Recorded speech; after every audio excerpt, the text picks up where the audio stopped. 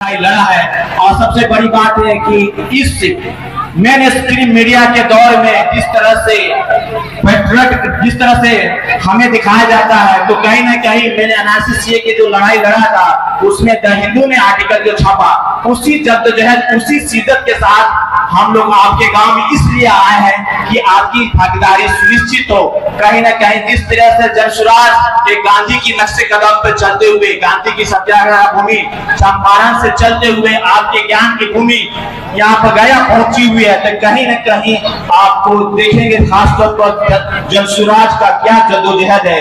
यकीन मानिए जिस तरह से 1917 में अंग्रेजों की जुल्म जाति जो बढ़ गया था इस बिहार में, उसे मिटाने के लिए कहीं ना कहीं गांधी ने जो खासतौर पर अहिंसात्मक बगैर किसी लड़ाई झगड़ा से उस अंग्रेजों से वो इस देश से हटाए, उससे आजादी दिलाए। यकीन मानिए मैं लगभग 2.5 साल से इस पैदल यात्रा में वो शामिल है, और इसमें शामिल है कि हम वो चाहते हैं ऐसे बिहारी भी कि बिहार में तीसरी विकल्प आए जिससे हमारी गौरव बढ़े।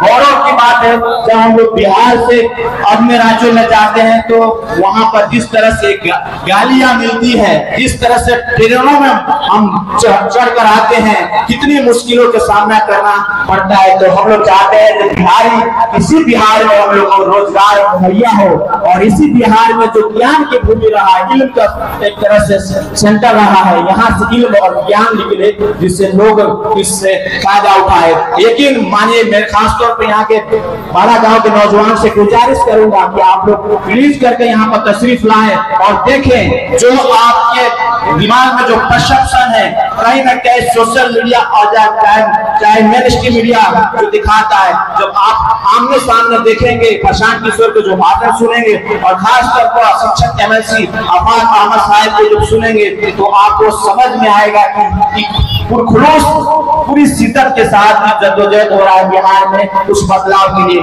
तो हमारे बड़े बुजुर्ग हैं, कुछ कहना चाहते हैं।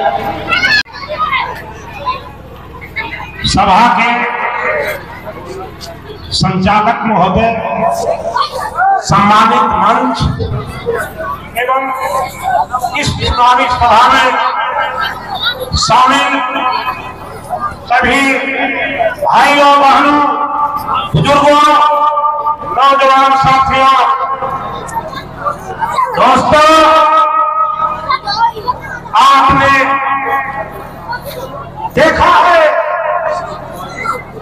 कि सभी पार्टियां स्वार्थवाद, परिवारवाद और कुर्सीवाद, धर्मवाद के चक्कर में सारा सिद्धांत और विचार को निगल गए हैं। आप देख रहे हैं रामगढ़ को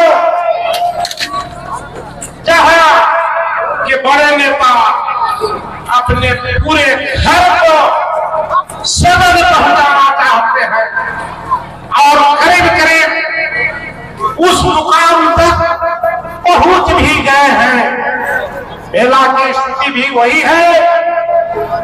इमामगंज देख रहे होंगे कि बहुत तक पहुंच गए हैं।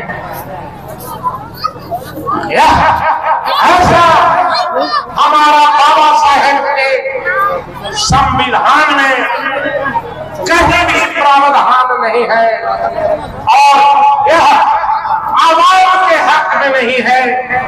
मेरे दोस्तों, संविधान को बचाने के लिए गांधी के सपनों का भारत और बिहार बनाने के लिए आपको जगना होगा, और किस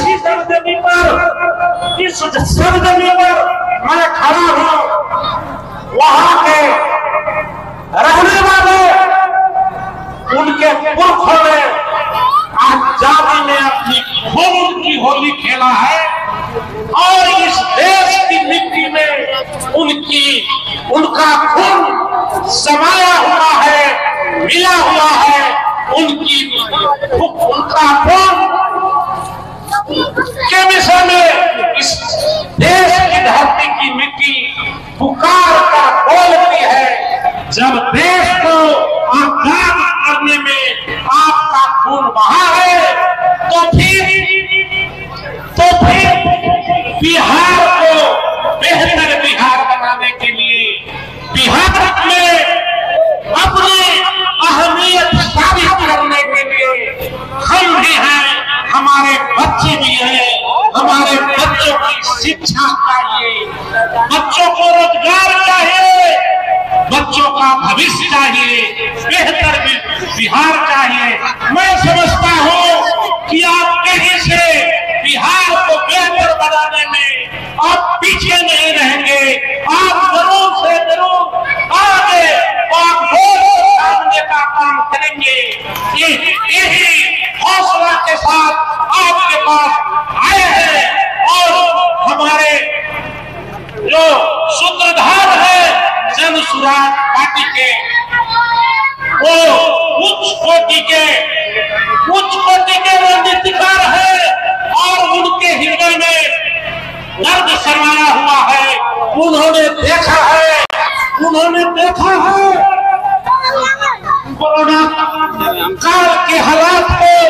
हमारे भाई, मजदूर भाई रोटी के खातिर दूसरे प्रदेशों में जाया करते थे और जब कोरोना का विकराल रूप सामने आया तो उन्हें भगाया गया और वो वापस आ रहे थे।